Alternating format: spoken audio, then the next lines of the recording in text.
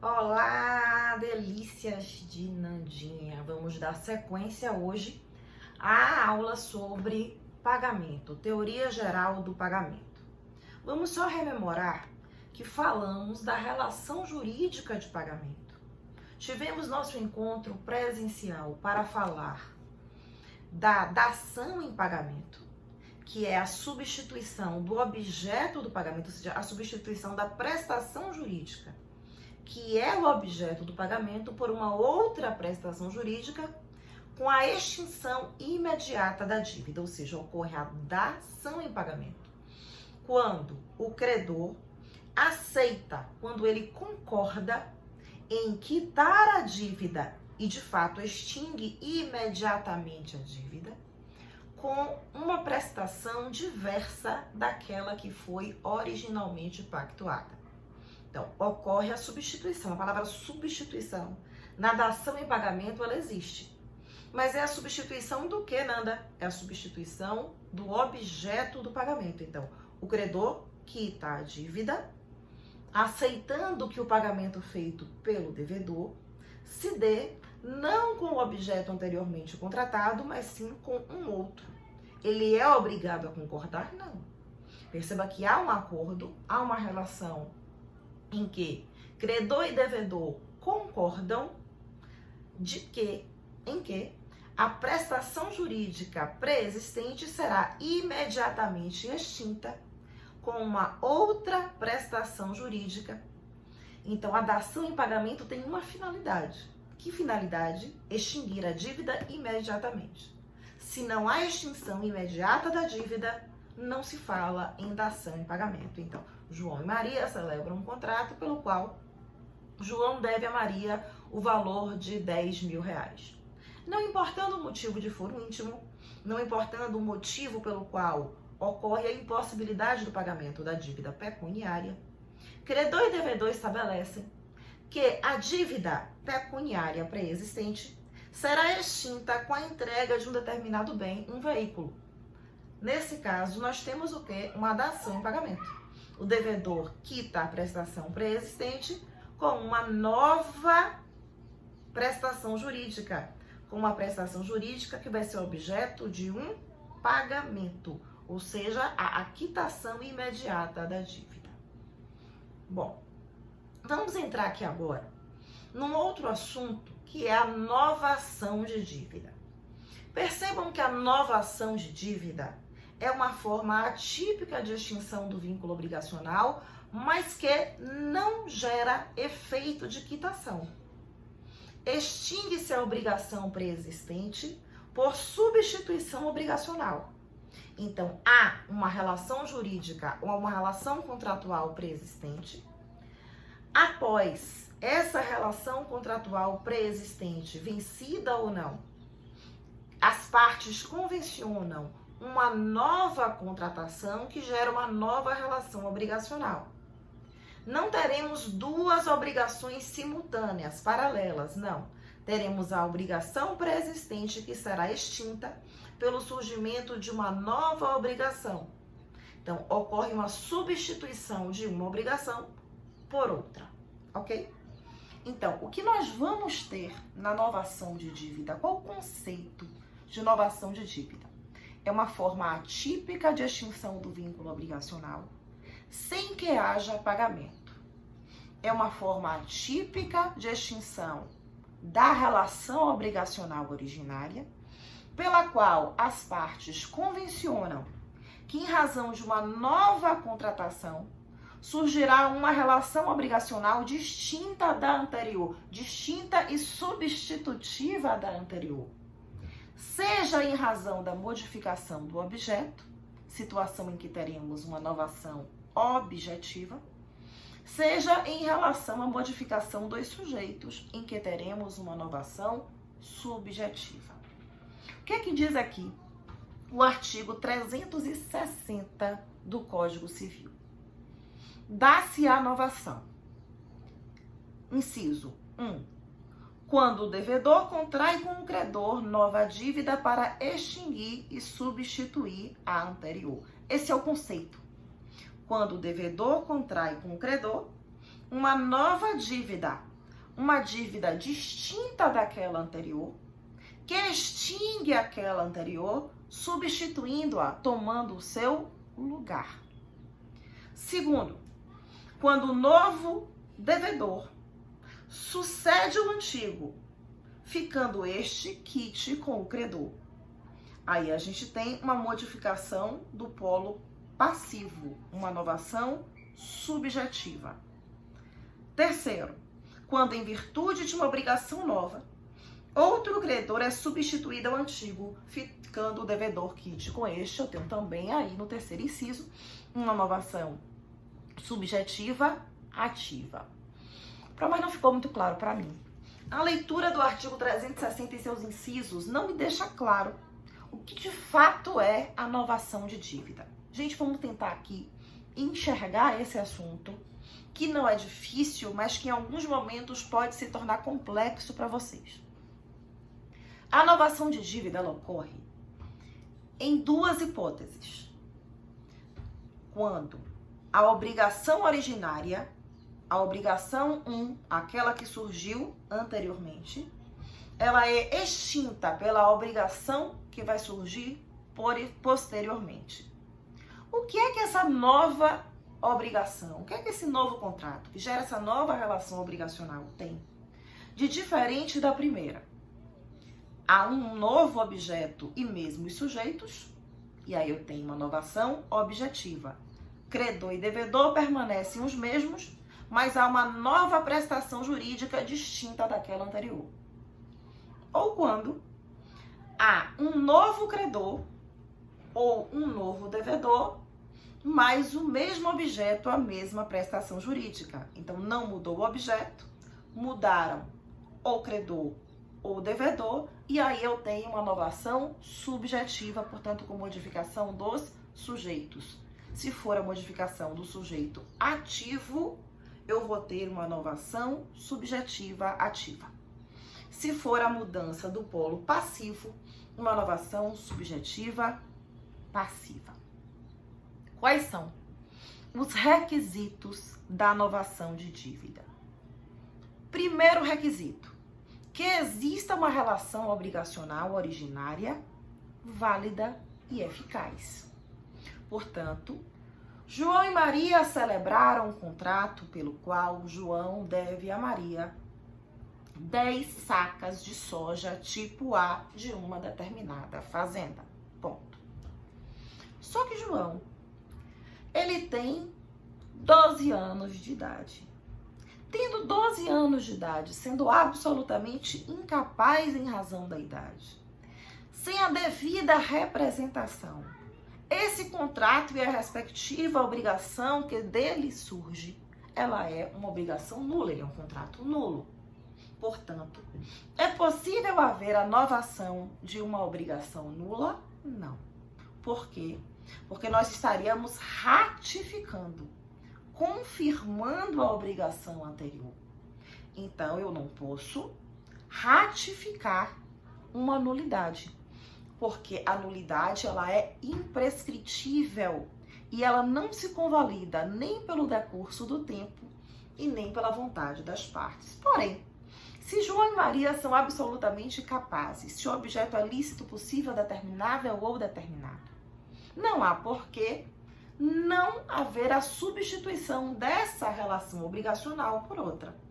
Então, posteriormente, não importa se porque desejaram, não importa se porque a obrigação anterior não pôde ser adimplida, João e Maria resolvem que a obrigação da entrega das sacas de soja, ela vai ser extinta por uma nova obrigação que surge a posteriori, que surge depois, que será então, que terá como objeto então, uma obrigação pecuniária no valor de 300 mil reais. Então, a obrigação de dar será substituída por uma nova relação obrigacional, em que o objeto dessa relação obrigacional é uma prestação pecuniária. Qual é a diferença disso, então, para a dação em pagamento? Perceba, em nenhum momento eu falei que as partes resolvem quitar a dívida das sacas de soja com a prestação pecuniária. João e Maria não estão quitando a dívida com um novo objeto de pagamento. Eles estão criando uma dívida nova, em que, ao invés de existir a dívida que recai sobre as sacas de soja, essa dívida será extinta e, no lugar dela, em razão de uma nova contratação, uma dívida surge em seu lugar, uma dívida distinta e substitutiva da primeira. Ficou claro? Então, nós vamos ter a novação nesse caso, quando a obrigação pré-existente é extinta em razão da intenção das partes, clara intenção do animus novandi, intenção de novar, intenção de extinguir a obrigação anterior por uma nova obrigação. Então, se eu vou num banco e eu tenho uma dívida de 50 mil reais e renegocio essa dívida com o banco, isso é uma novação? Não. Isso é uma renegociação de uma mesma dívida. Mas se o banco aceita, vamos criar uma hipótese aqui, que a dívida de 50 mil reais seja extinta em razão de uma nova contratação, em que o devedor passa a ser, agora, devedor de uma nova prestação jurídica distinta e substitutiva da primeira. Eu não estou falando da negociação da mesma dívida, mas da extinção da dívida anterior em razão de uma dívida posterior que extinguiu aquela pré-existente. Certo, gente? Então vamos aí enxergar o seguinte. Eu criei aqui uma situação para tornar visual essa primeira hipótese de novação. Vê se está claro aí para vocês nesse item 1. A deve a B uma determinada dívida pecuniária. Vamos aí supor um valor de 25 mil reais.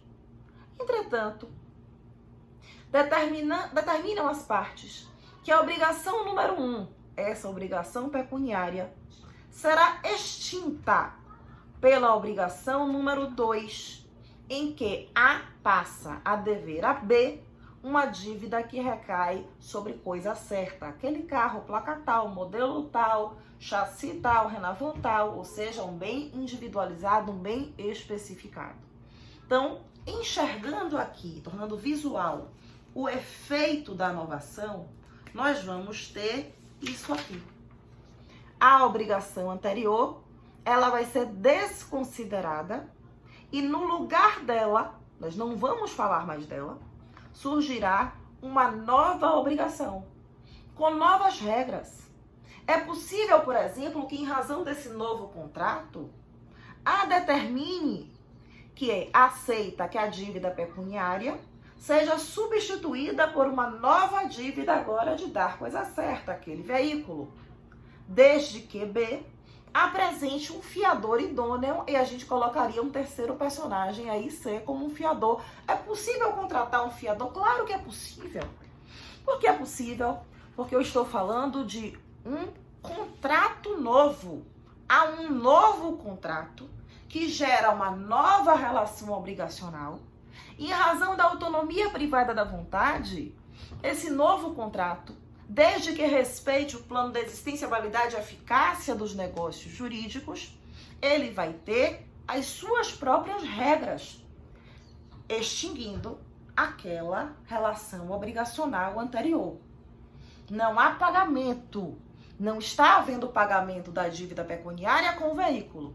Está sendo extinta a dívida pecuniária pelo surgimento de uma nova dívida, de uma nova prestação jurídica substitutiva da primeira, em que o objeto da nova obrigação, ao invés de ser uma dívida pecuniária, vai ser essa dívida de veículo. Eu poderia contratar, professora, então, a extinção da dívida número 1, essa dívida aí que recai sobre uma prestação pecuniária, com a obrigação de dar coisa certa a esse veículo, ou uma obrigação de fazer, ou seja, substituído por uma obrigação alternativa, poderia, porque, de novo, a mesma coisa, autonomia privada da vontade, as partes podem contratar.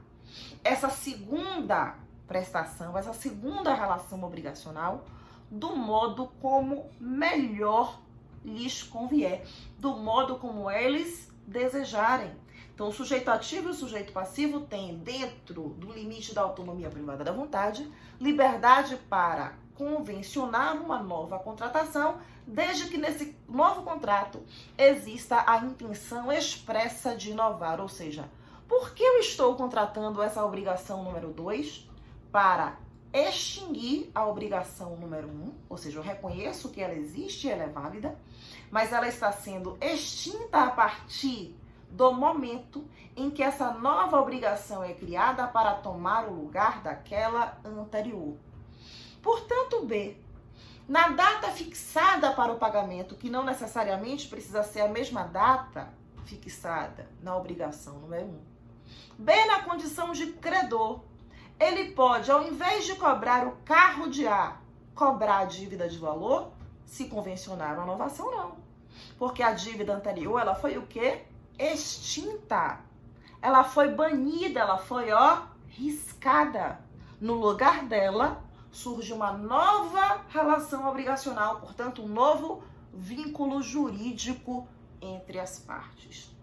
Nesse caso aqui, nesse exemplo, nós temos que tipo de inovação? Inovação objetiva. Por quê? Percebam, eu tenho a obrigação número 1, em que A deve a B uma determinada prestação, portanto, A um determinado objeto, dívida pecuniária. Os mesmos sujeitos, posteriormente, contratam uma nova relação jurídica com um novo objeto, uma nova prestação. O que mudou entre o contrato número 1 e o contrato número 2, o que mudou foi o objeto. Se a mudança se deu, portanto, no elemento objetivo da obrigação, eu tenho uma inovação objetiva. Tá claro? Até aí, gente. É preciso que vocês enxerguem, e essa é a maior preocupação que na condição de docente tenho neste momento, que B não está quitando a dívida pecuniária com a entrega do veículo. Isso seria uma dação em pagamento. B está contratando com A uma nova relação jurídica, vincenda válida e eficaz, em que há um novo objeto nesta nova contratação distinta e extintiva daquela que até então era vigente entre. Então, a inovação objetiva, que é a modalidade de inovação mais simples, ela se encaixa aí no primeiro inciso do artigo 360. Dá-se a inovação quando o devedor contrai com o credor uma nova dívida com um novo objeto para extinguir e substituir a anterior. Ok, beleza, até aí. Dando sequência aos outros incisos, vamos tentar descomplicá-los. Nós vamos entrar na modalidade de inovação subjetiva. É possível que esse contrato número 2, que gera a inovação, ele mantenha o objeto, mas modifique os sujeitos. Como assim modificar os sujeitos, Pro? Me dá um exemplo aí, torna visual essa situação para mim. Bom, vamos tentar enxergar aqui essa primeira situação. A deve a B um determinado bem. Podia ser qualquer coisa, gente, tá? Podia ser uma obrigação de fazer, podia ser uma obrigação de não fazer, podia ser uma obrigação de dar a coisa certa, a coisa incerta, ela podia ser alternativa, facultativa, isso é insignificante. O que importa é que A deve a B uma determinada prestação jurídica. Coincidentemente, de forma paralela, B deve a C, um outro sujeito, uma dívida de valor. Então, de novo, recapitulando. Estamos criando aqui uma historinha. A deve a B uma determinada prestação jurídica. B deve a C uma determinada prestação jurídica. Para resolver esse imbróglio, para resolver esse engodo, resolvem as partes. Então, percebo, eles não são obrigados. Resolvem, concordam, decidem. Eu tenho autonomia privada da vontade respeitada. Então, estabelecem um novo contrato da seguinte maneira. Considerando a obrigação entre A e B cujo objeto é a dívida tal, considerando que B também deve a C uma determinada prestação jurídica, uma determinada dívida caracterizada pela prestação jurídica tal, resolvem então extinguir as duas obrigações, como assim, da seguinte forma: A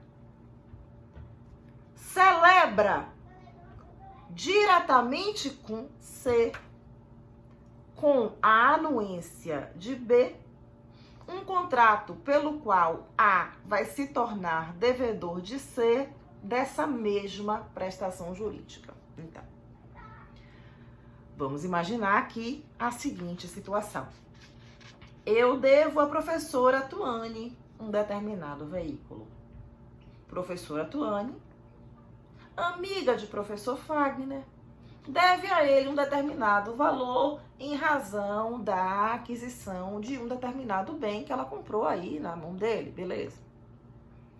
Para resolver essa situação, para que eu não precise pagar a Tuane e Tuane precise pagar a Fagner, resolvemos então os três estabelecer a seguinte contratação. A minha dívida para com Tuane será extinta, a dívida de Tuane para com Fagner será extinta, por uma nova obrigação distinta e extintiva das demais anteriores, em que, e as partes estão expressamente concordando com isso, em que eu serei agora, não estou pagando, hein? Eu serei agora devedora do professor Fagner deste objeto. Poderia ser desse aqui também, não importa. Então, eu extingo a relação, as relações anteriores, e contrato uma nova relação obrigacional, mudando aqui, mantendo o objeto, um ou outro, e mantendo o sujeito. Qual foi o sujeito aqui que foi mantido? O polo credor. Professor Fagner, anteriormente o credor da professora Tuane, na nova relação obrigacional, concorda em ser o meu credor da dívida, então, que tem este objeto. Tudo bem até aí? Então, o professor Fagner pode, a rigor e a priori, exigir, então, que a professora Tuane realize esse pagamento? Não. A professora Tuane pode exigir de mim este pagamento? Não, porque nós entabulamos, nós contratamos que expressamente essas dívidas seriam novadas, ou seja, extintas. Houve o perdão da dívida? Não. Houve o pagamento da dívida? Não. Porque essas dívidas foram novadas, elas foram extintas pela contratação de uma nova dívida, extintiva daquelas anteriores. E agora, a partir de então, essa nova dívida com esses novos sujeitos é que será a dívida, o contrato vigente. Tudo certo até então? Ok. Temos aí, então, uma novação subjetiva ativa. Com a mudança do quê? Com a mudança do polo credor. Se eu analiso este exemplo pela perspectiva do nosso personagem C, que temos a ele aí o nome de Prof. Fagner, o que nós vamos ter? Que ele passou a ser o credor de A. Então, aí, eu tenho a mudança em relação a A do polo credor. A, que antes devia a B, passa agora a dever a C. Portanto, em relação a A, o que mudou? O polo credor. Quem é o credor de A? Ainda é B? Não. Passou agora a ser C. Então, o que mudou nesse segundo contrato foi o polo ativo da relação obrigacional. Então, eu tenho uma novação subjetiva ativa, uma modificação do polo credor.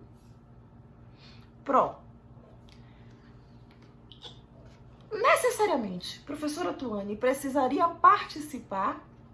É recomendável que sim.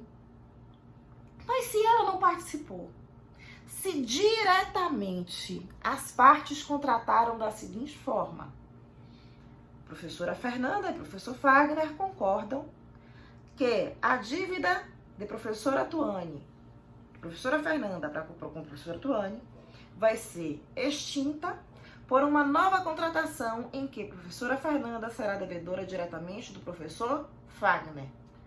Ou seja, B vai estar quite com C, vai ser liberado da relação obrigacional.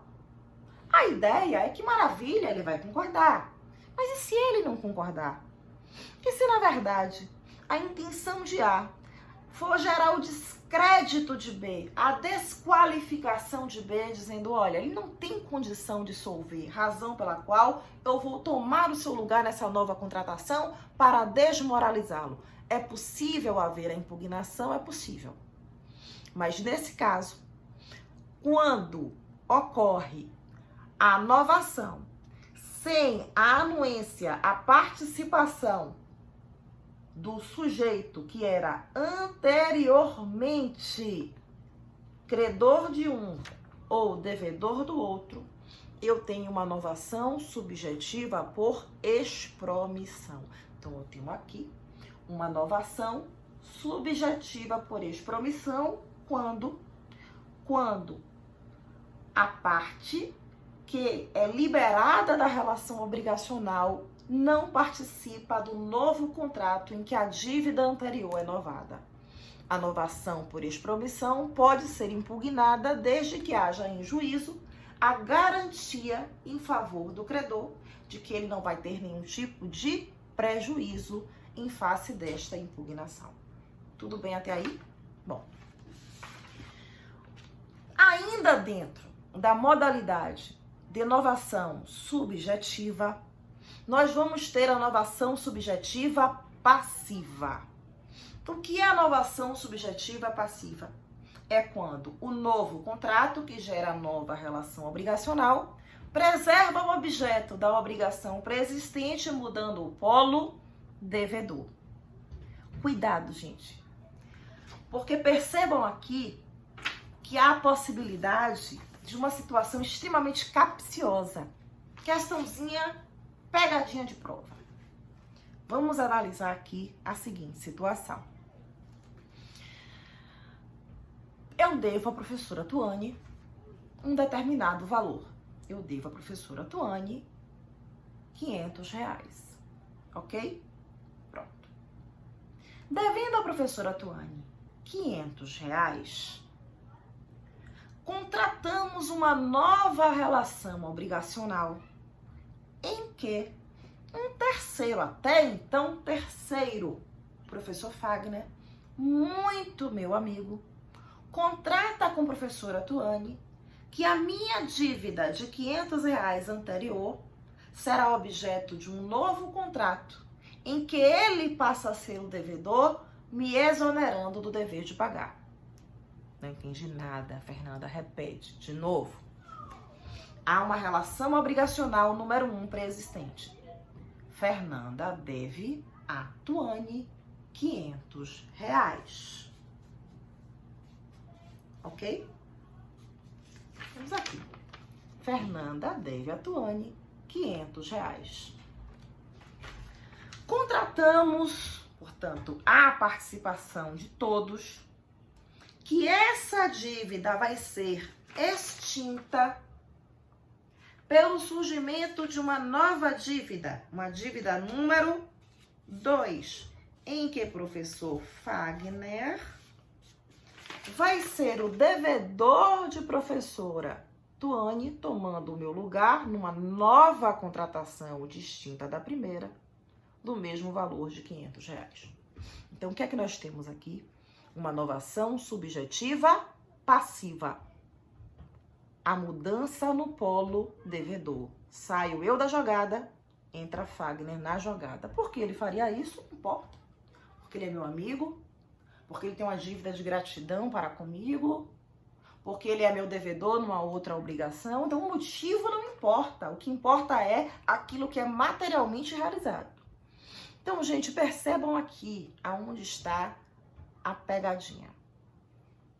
Professor Fagner, até este momento, era um estranho no ninho. Ele não era parte deste contrato.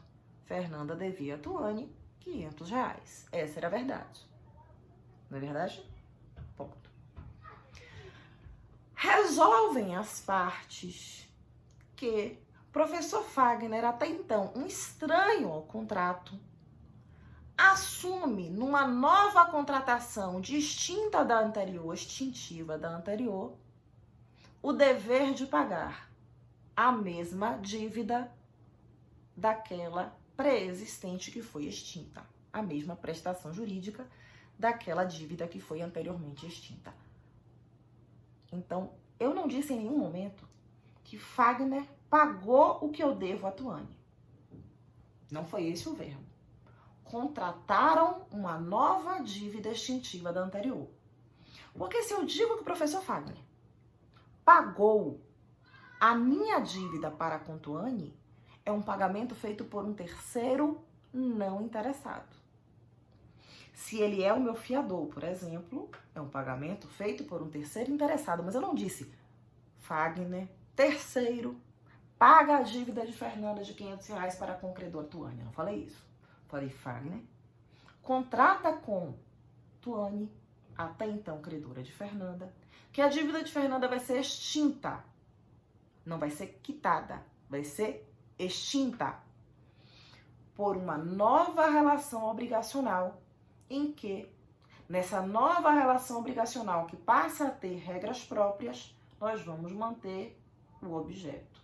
O professor Fagner passa a ser devedor de uma nova dívida no valor de R$500 para com a professora Tuane, estando eu liberada da relação obrigacional pré-existente que foi extinta. Tudo certo até aí? Beleza. Resultado. Vamos imaginar que a professora Tuane só concordou com essa contratação, com esta inovação, porque ela confiava em mim.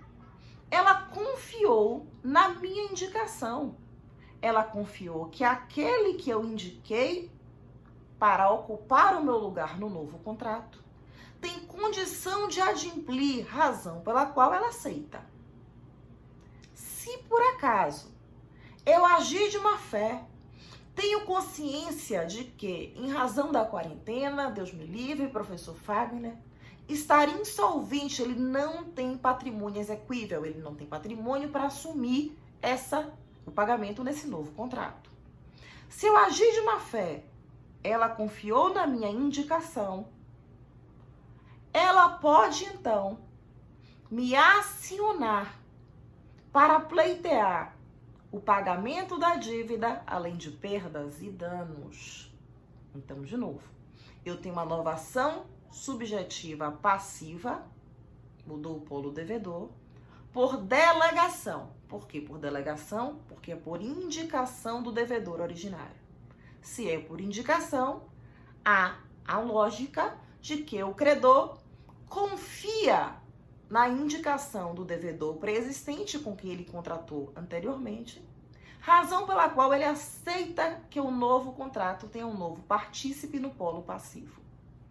Se o devedor originário, beneficiado pela exoneração do dever de pagar, em razão dessa nova dívida, tem consciência de que o credor vai ter um prejuízo porque esse novo devedor está, por exemplo, insolvente, ou tem dívidas anteriores e preferenciais, por exemplo, situação em que não vai haver patrimônio restante suficiente para esse adimplemento, ele agiu de má fé. Se agiu de má fé, comete um ato ilícito. Se há o cometimento do ato ilícito, a gente remete aí ao artigo 186 e ao dever reparatório. Então, professor Fagner deixa de ser o devedor. Resolve-se a novação, restabelecendo-se a contratação anterior. Então, se agiu de má fé, se eu agir de má fé aqui, indicando aquele que conscientemente não tem condição de adimplir, resolve-se esse segundo contrato, desfaz-se esse segundo contrato, restabelecendo-se a obrigação anterior. E tem ainda, em razão da minha má-fé e desse transtorno, o credor direito a pleitear perdas e danos.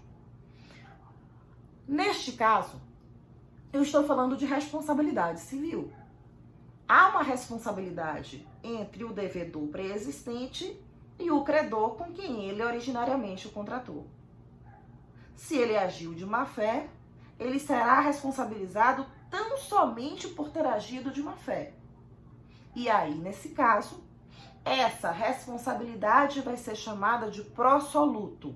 Nós vamos ter aqui uma novação subjetiva passiva por delegação, em que, havendo a má-fé do devedor originário acerca da condição patrimonial, por exemplo, do novo devedor, restabelece-se a obrigação anterior que foi extinta, podendo o devedor anterior ser acionado também por perdas e danos. Então, sendo responsabilizado porque agiu de má fé, temos a hipótese aí da novação subjetiva passiva prosoluto. É possível também que Tuane, esperta, diga: olha, eu até aceito que você, Fernanda, tenha essa obrigação anterior extinta. Confio na sua indicação do professor Fagner. Libero você da condição de devedora. No entanto, mesmo que ele hoje tenha capacidade patrimonial e você esteja de boa fé, eu não quero correr riscos. Então eu vou lhe amarrar nesse novo contrato, Fernanda, mas na condição de fiadora, na condição de garantidora. Ou seja, a obrigação anterior foi extinta, encerrando a relação obrigacional com o devedor originário, em razão da indicação de um novo devedor. Porém, o devedor originário é mantido na nova contratação na condição de co-obrigado, na condição de garantidor, não mais na condição de devedor. Ou seja, se na data do pagamento o Fagner não paga, não tem um endereço localizado, seja lá o que for, eu poderei ser acionada na condição de garantidora. Isso independe da má-fé. Isso depende de uma cláusula contratual expressa. Temos aí uma novação subjetiva passiva prossolvendo. Então, a novação subjetiva passiva pode ser prosoluto ou prossolvendo. Prossolvendo, quando expressamente o devedor originário é preservado no segundo contrato extintivo do anterior, não mais como devedor, mas como garantidor. Prosoluto, o devedor exonerado pela extinção da obrigação anterior só será responsabilizado se agiu de má fé, razão pela qual ele, então, será restabelecido na condição de devedor e por cometimento de ato ilícito, por ter dever de avisar, de garantir a vantagem contratual ao credor e ter agido, então, culposamente, ele pode ser acionado por perdas e danos. Então, por danos patrimoniais, por danos morais causados àquele credor. Certo? Vamos por partes. Respira e vai. Gente, vamos imaginar aqui agora uma outra situação.